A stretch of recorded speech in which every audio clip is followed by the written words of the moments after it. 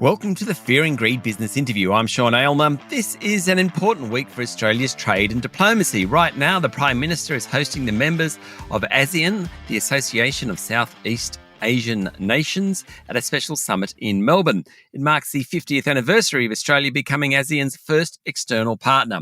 As the government points out, ASEAN is a key trading partner for Australia. In 2022, our two-way trade with ASEAN nations amounted to around $178 billion, greater than our two-way trade with Japan, the United States or the EU. I wanted to find out a bit more about why this meeting is so important and what opportunities are available for businesses looking to grow in the region. Asialink Business is Australia's national centre for Asia capability, hosted by the University of Melbourne with additional funding from the federal government. For more than a decade, the centre has been working with Australian organisations to expand trade ties in Asia. Leigh Howard is the Chief Executive Officer of Asialink Business. Leigh, welcome back to Fear and Greed. Great to be with you. First, the context. What is ASEAN and why does it matter so much to Australia? Yeah, look, ASEAN, as you highlighted in your introduction, is the association that covers the major grouping of Southeast Asian nations. So, people sometimes use the terms interchangeably to talk about Southeast Asian nations and ASEAN, but formally it is a bloc. It's an organisation that came together in 1967 with the founding partners, and then countries have come in progressively to round it out to currently 10 member states. So it's pretty much Southeast Asia with the exception of East Timor, although there's conversations going on about whether East Timor could be admitted to the grouping. Now, it's important for Australia and the world because it is the formal organisation which nations will look to engage with to have discussions about regional matters on a whole range of topics, and these could be political, security, but of interest particularly is the economic, and that's a dimension which is worth talking about today because as you also said in your introduction, the size of the trade relationship is significant, and really as a bloc it's second only to China in terms of our goods and services trade with that region. It's the region itself, and the member are Brunei, Cambodia, Indonesia, Laos, Malaysia, Myanmar, Philippines, Singapore, Thailand, Vietnam, that makes up that grouping. How is that area performing economically? Massive population. You think of countries like Indonesia, huge populations. What about its broader economic growth, its growth trajectory? Yeah, well, that's the really dynamic part of the region, is that it has some of the highest growth rates in the world. So what you've got is a combined population of around 680 million people. It grows pretty fast. It grows so fast you almost need to check every time you come onto a podcast or a radio interview where the population's at. What's really noticeable is that for quite some time it's had growth rates higher than the global average. So you do have increasing affluence in the region, and where that's playing out for exporting nations like Australia is that there's this emerging middle class and particularly consumer class that is increasingly looking for premium products and services. They have growing disposable income, and they are looking for better food, better clothes, better education, better cars, better houses, and all of that's playing out in terms of their demand for global products. Okay, so bringing this to Australia, and you said goods and services, so things like agribusiness, clearly, education, a service. Where are the biggest opportunities for Australian businesses? Yes, well, the way I look at it is we've got our traditional conventional sectors, the golden child sectors, if you like, of resources, food and agribusiness, and education. They have served us very well over a long period of time. Australia's got a really strong reputation globally for providing those commodities and services. Where the emerging opportunities increasingly are coming into play in Southeast Asia around the green economy. So Southeast Asia is also committed to decarbonising and transitioning to net zero. There's also high adoption of technology in the region, specifically digital.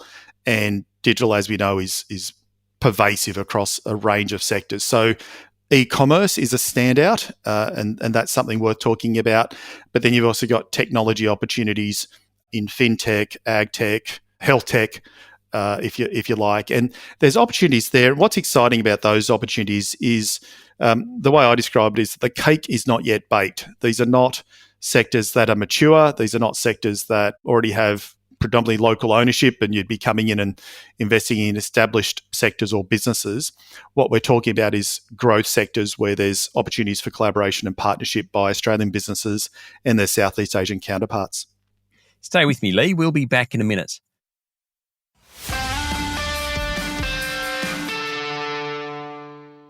I'm speaking to Leigh Howard, CEO of Asialink Business.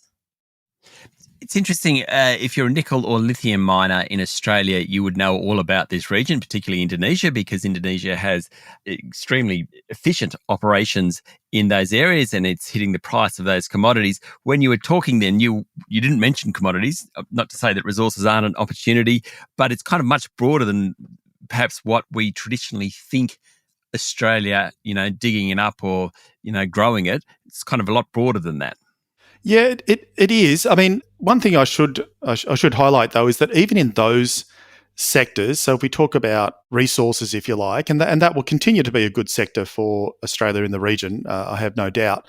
But it's also highly concentrated in terms of the number of exporters going to Southeast Asia. So what was really interesting in some of the government's work that they did recently around developing a Southeast Asia economic strategy to 2040 was that they identified that despite there being $178 billion worth of trade, second largest trading partner, that there's only 250 Australian exporters accounting for over 90% of that trade. Wow. I mean, that is just really high levels of concentration, even within resources, agriculture and education. Yeah.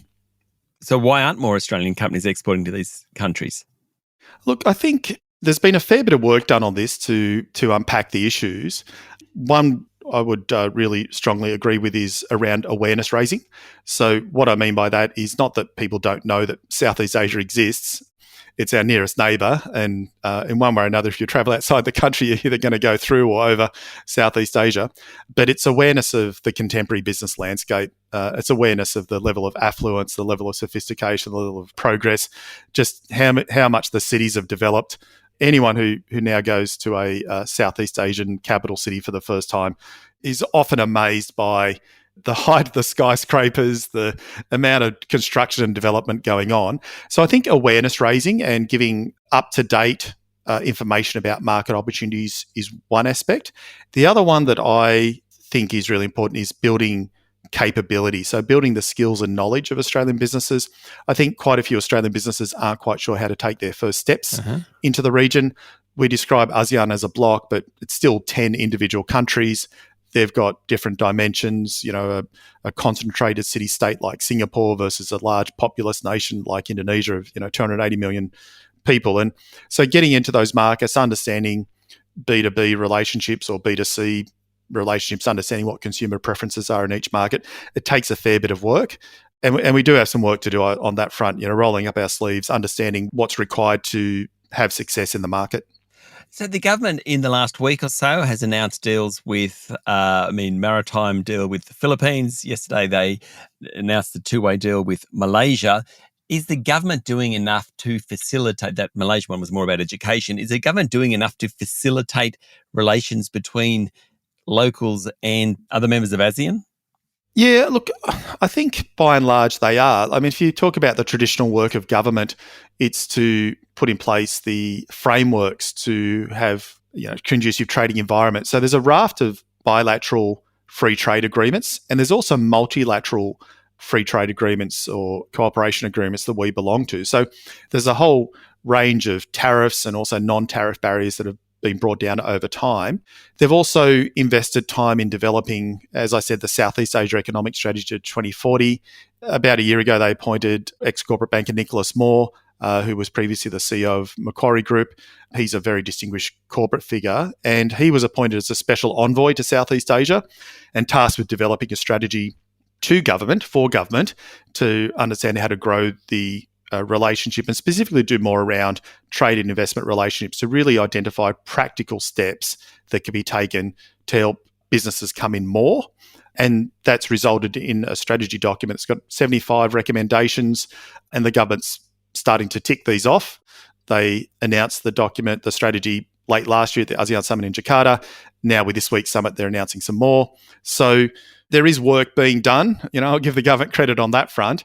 And really, we've got to help Australian businesses, as I say, build out relationships, identify opportunities, have visibility on just how compelling those opportunities are. But look, I put it back on business to invest in, understanding it for themselves and evaluating whether it is the right market for them. It's not automatic that just because you've got a big market on your doorstep, it's the right one for you, but it is certainly worth exploring and investigating.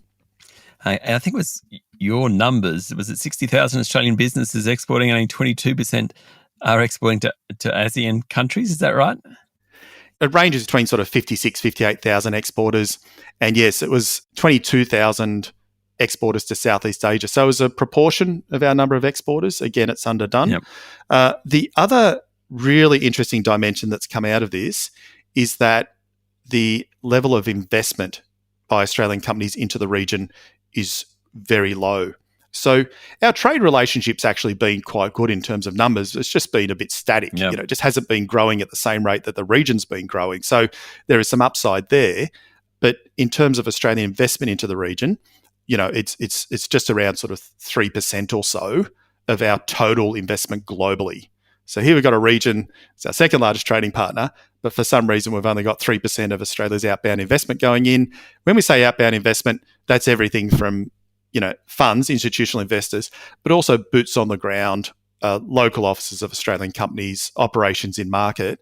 And I think that speaks also to the hesitancy about how to enter these markets, how to do business in there, to have the confidence and the risk appetite to set up business there and really take advantage of what's on offer. We're out of time, but quickly, what do you hope these few days with the ASEAN Summit in Melbourne will achieve? Look, I hope it's a really good instalment in deepening the partnership with the region. I hope it creates visibility for Australian businesses that may not have Southeast Asia on their radar. I hope it gets them to start taking those first steps in terms of investigating the market, putting it on their agenda, if you like, and doing their homework around seeing if it's the right market for them. Leigh, thank you for talking to Fear and Greed. Thank you. That was Leigh Howard, Chief Executive Officer of Asialink Business. This is the Fear and Greed Business Interview. Join us every morning for the full episode of Fear and Greed, Australia's best business podcast. I'm Sean Aylmer. Enjoy your day.